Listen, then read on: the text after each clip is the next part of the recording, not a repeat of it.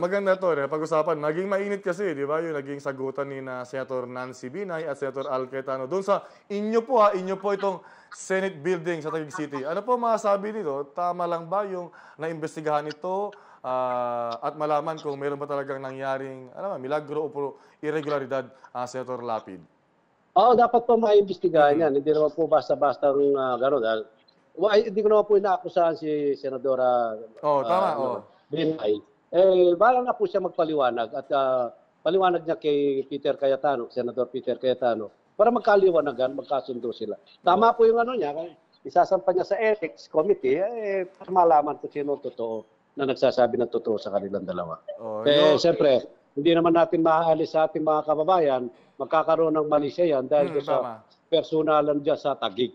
Yun nga. Di ba? Sa Taguig. Well, dapat ang mas mataas na Binay Cayetano po kasi yung naglalaban dyan Pero wala naman po tayong kinakampiyan dyan. Basta maghintay lang po tayo. Total, magpapaliwanagan po naman po yung dalawa.